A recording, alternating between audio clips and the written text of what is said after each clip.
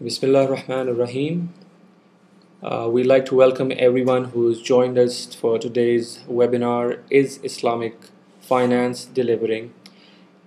We're joined today by our guest Yusuf Jha, who is a chartered Sharia auditor and an advisor who's formally certified by AOFI and currently works for a major Islamic bank in the GCC as their Sharia auditor. Previously, Yusuf has worked for organizations like BNB Islamic and Dar al Istismar in London, UK.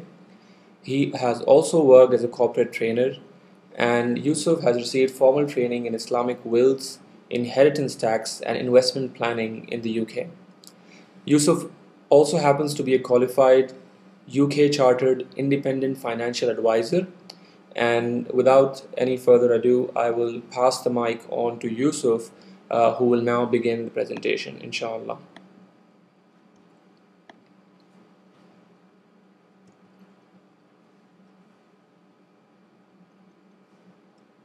Bismillah ar-Rahman ar-Rahim. In the name of God, the most compassionate, the most merciful. Assalamu alaikum and welcome to the various listeners out there. Welcome to today's podcast entitled, Is Islamic Finance Delivering? The Journey of Islamic Finance. We began this podcast, myself and Samir here, by saying Bismillah ar-Rahman ar-Rahim.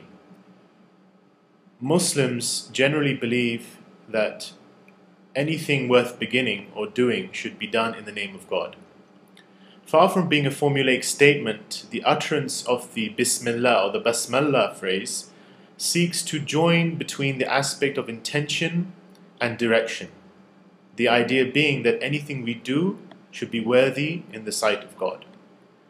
This emphasis on moral direction is not something that is unique to the Islamic tradition.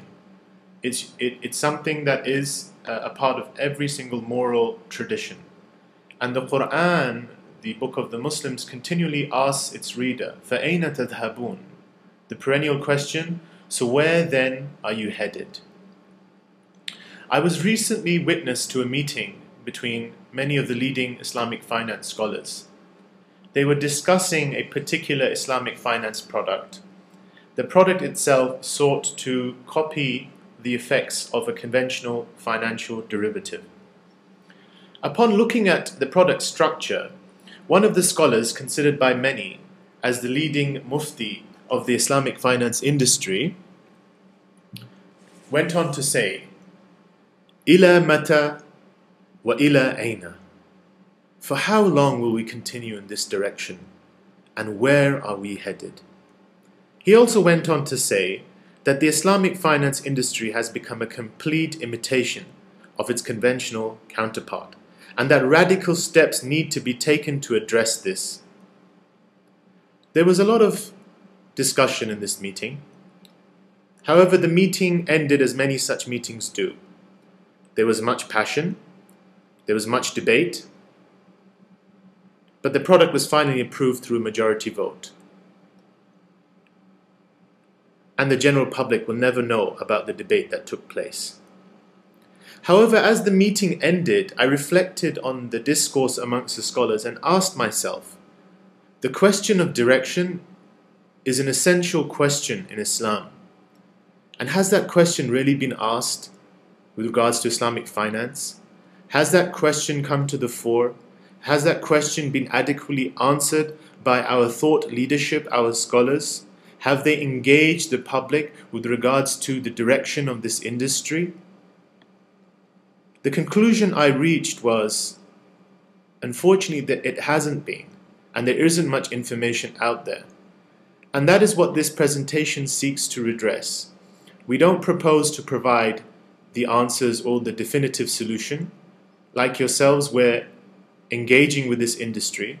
However, we intend to stimulate debate and to stimulate a process whereby the idea of direction comes to the fore, whereby our scholars, our thought leadership in the industry actively engage this question and answer it in a way that provides clarity for all of us. So to start the presentation, it's probably best to be realistic with regards to our expectations. I was recently involved in delivering a similar course to this podcast or this presentation, and basically it was a weekend course where we spoke for about 12 hours of continual debate and intensive discussion, and I still think we never adequately answered many of the topics. So to condense that further into a podcast of an hour's duration is potentially going to be very challenging.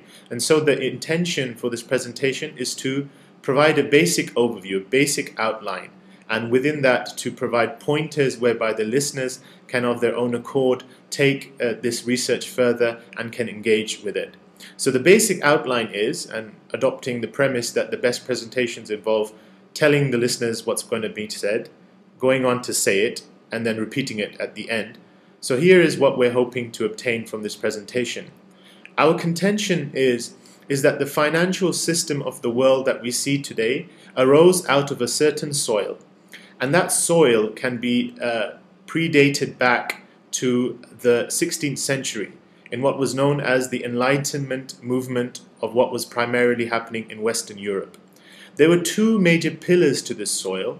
One was the legalization of interest, and that's because interest was considered a heinous crime by practically every single traditional culture.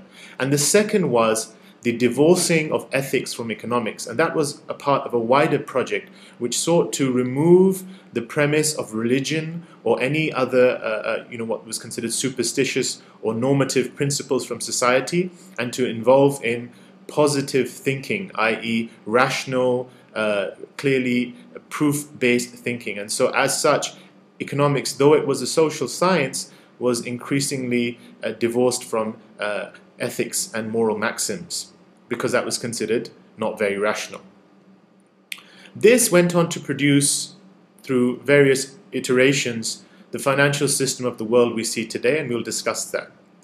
This also went on to produce a certain dynamic in society, a competitive dynamic. It changed the social structures, it changed the way we see society, it changed our interactions, and resulted, in part, in the colonization, the desire to consistently explore new markets, the desire to continually grow, even at the expense of others.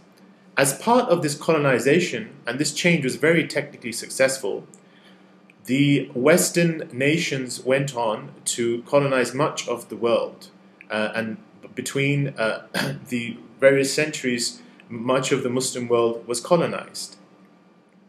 And this paradigm went on to become the universal paradigm for the world. Some would say that the reason why the First World War happened was because some of the entrants who wanted to enter into the colonization process were too late to join the game. Anyway, by the time the Muslim nations received independence, the last being 1960s, I think it was Algeria, this system had become the dominant system and was being applied in the Muslim world as well. Through the articulation of an Islamic identity, various people spoke about the need for an alternative system. This then brought about another process, which we refer to as the Islamicization process. However, our contention is that this process, rather than articulating a different reality based on a different set of principles, sought to look at what was already existent and then sought to justify it Islamically. We don't have all the answers, but we do believe we have some of the right questions. So let's start by going back to what an Islamic economy is. I was once asking one of my teachers, what is an Islamic economy? What is it that we're aiming for? And he responded by saying, where an Islamic economy would be the economy and by resultant effect the society that comes by sincerely, and I underline the word sincerely, applying the Sharia or the Islamic injunction of divine law in our lives and as a collective society. Because the Sharia has certain aspects that are haram, that are prohibitions, and has certain aspects that are halal. And by enjoining that which is meant to be enjoined, and by prohibiting that which is meant to be prohibited, we then bring about an Islamic economy. That's a fairly easy definition. But in practice, that means being sincerely, once again, and underline the word sincerely, against riba. And we'll come to the ramifications that come about through accepting riba. The The reason why riba or interest or usury was accepted was because money was seen as a means of exchange, but money was seen as a commodity for productive purposes and not as simply a means of exchange. An Islamic economy is a moral economy. It has embedded within it moral principles. An Islamic economy favors real trade in open markets, and we'll come to discuss what open markets are. An Islamic economy supports transactions with equitable risk distribution, the idea being that there has to be embedded within that transaction justice and equity. An Islamic economy is against monopolization in all of its forms. An Islamic economy supports the concept of stewardship, being a khalifa, being a representative of God on earth through the modes of commerce that a person engages in. What that means in practice is that the Islamic economy, through the passages of history, the pages of history, traditionally had a currency consisting of gold and silver, the dinar and the dirham. Now this itself was actually common to the medieval age, and it would in fact be said to precede the advent of the Prophet Muhammad sallallahu alaihi wasallam. In addition to the dinar and dirham, there was a freedom of the communities being able to adopt their mode of exchange themselves. In effect, people could adopt community currencies. This meant also that the Islamic economy, when it came to investment, primarily involved partnerships, whereby people shared relationships and were able to form relationships amongst each other. It also meant that the modes of production for the Islamic economy was primarily quality orientated through guild structures, through once again relationships between people, the relationship of the master and the apprentice, creating a sense of social identity and creating a sense of ethics, because the rules and principles by which these guilds were formed were often based on ethics. Islamic economy meant that its social welfare system was practically decentralized. It wasn't the role of the government. It existed through individuals who were able to establish institutions such as the Waqf, supported by the Zakah, such that we see that the Ottoman Empire had practically no role to play when it came to social welfare. But most importantly, the Islamic economy succeeded. The Islamic economy was the powerhouse economy of the Middle Ages. The Islamic economy had the greatest wealth. It had the greatest and most incredible network of trading connections. But all the while, perhaps the most biggest success of the Islamic economy was that it allowed for the production of people. It allowed for the production of community, and it emphasized the role of community. The role of community is very important. In fact, Islam, and by definition Islamic economics, is concerned with the well-being of community, sometimes at the immediate expense of the individual. And therein lies a point, because a single interest-based loan, when seen from a micro level, may seem harmless. But when an entire economy is based on this, it has devastating consequences for everyone. Now we come to the point. The Quran alludes to the main